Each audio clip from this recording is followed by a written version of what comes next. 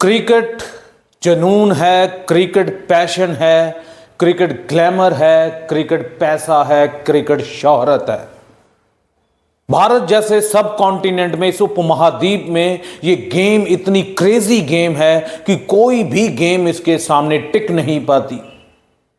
अरबों खरबों के एंडोर्समेंट, मल्टीनेशनल कंपनीज की इन्वॉल्वमेंट इस गेम को क्या बना देती है, एक ग्लैमर गेम बना देती है। चाहे वो आईपीएल के खिलाड़ी हों, चाहे वो इंटरनेशनल क्रिकेट के खिलाड़ी हों। यूरोप के कमेंटेटर ने सचिन तेंदुलकर के बारे में ये शब्द कहे थे कि अपराध तब करो जब सचिन बैटिंग कर रहा हो। इस तरह का क्रेज देखने को मिलता है क्रिकेट की गेम के लिए भारत में।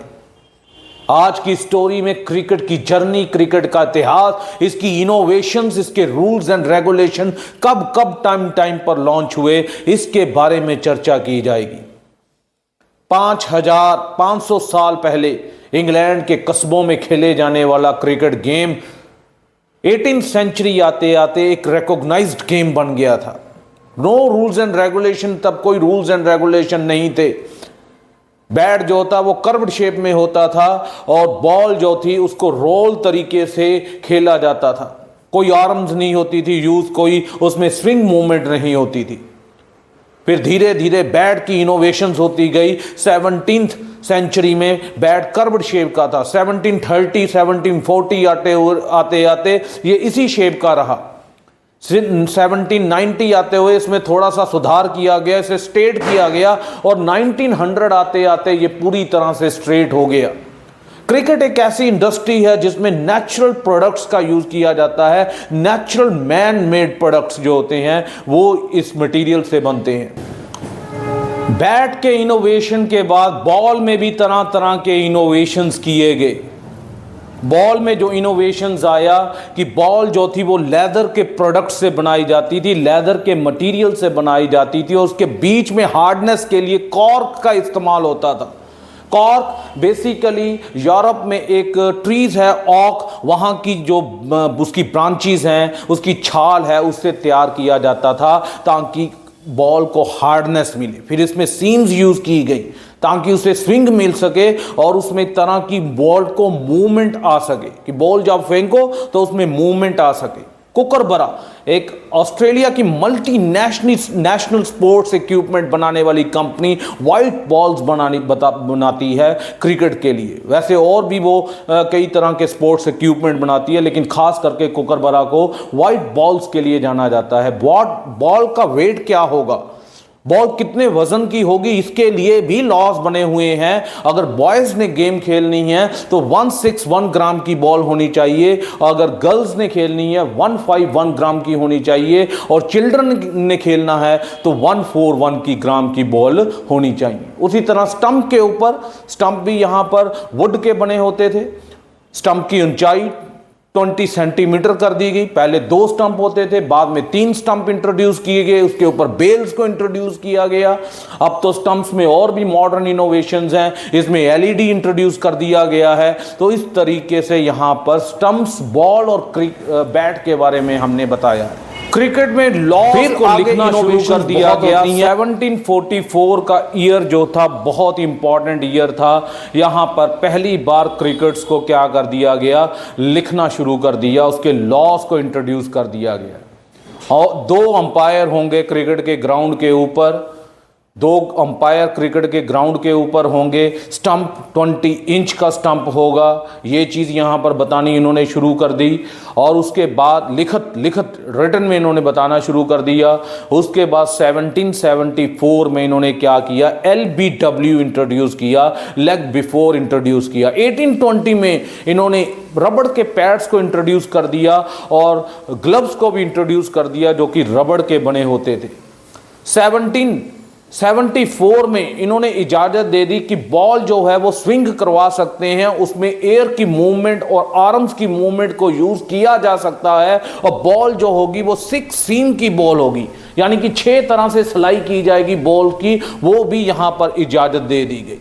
तो इस तरीके से कई तरह के इन्होंने रूल्स एंड रेगुलेशन बनाए। फिर क्रिकेट क्लब्स इन्होंने एस्टैब्लिश करने शुरू कर दिए। जैसे बॉम्बे में हम बात कर रहे हैं, क्योंकि India was the colony of the britisher. तो ब्रिटिशर्स ने अपने खेलने के लिए, अपने प्लेजर्स के लिए यहाँ पर जिमखाने स्टार्ट कर दिए।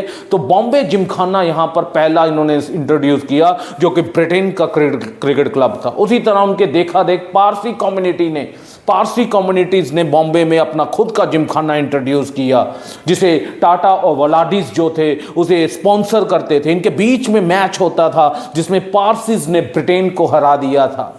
फिर इनकी देखा देखी जो है और भी जिमखाने खुले हुए, और जैसे हिंदू जिमखाना, मुस्लिम जिमखाना।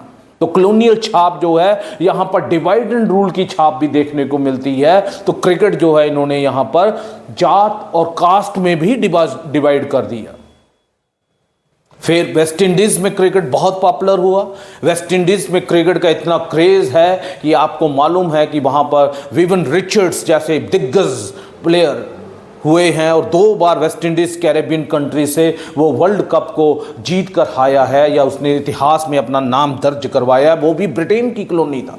ऑस्ट्रेलिया में क्रिकेट, न्यूजीलैंड में क्रिकेट, साउथ अफ्रीका में क्रिकेट, यानी कि ब्रिटेन जहां जहां पर भी गया अपने साथ क्रिकेट को भी लेता गया, क्रिकेट का चलन लेता गया। फिर इस सब कॉन्टिनेंट में जहां पर गेम जो है भगवान से भी ज्यादा पूजी जाती है, इसको तो चमत्कारी रूप मिला। पाकिस्तान, जिसके बगैर क्रिकेट को संपन्न किए ही नहीं जा सकता। Innovators,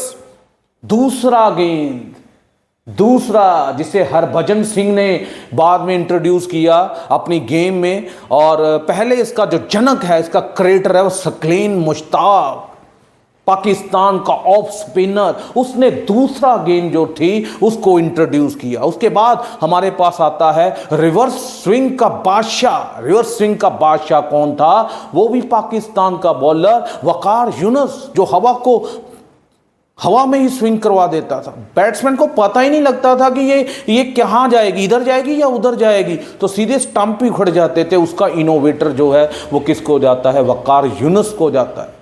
Rawalpindi express, Shoaib Akhtar, fastest bowler, और जब वो बॉल करता था तो 100 किलोमीटर से 150 किलोमीटर की रफ्तार से वो बॉल करता था। उसका नाम रख दिया रावलपिंडी एक्सप्रेस।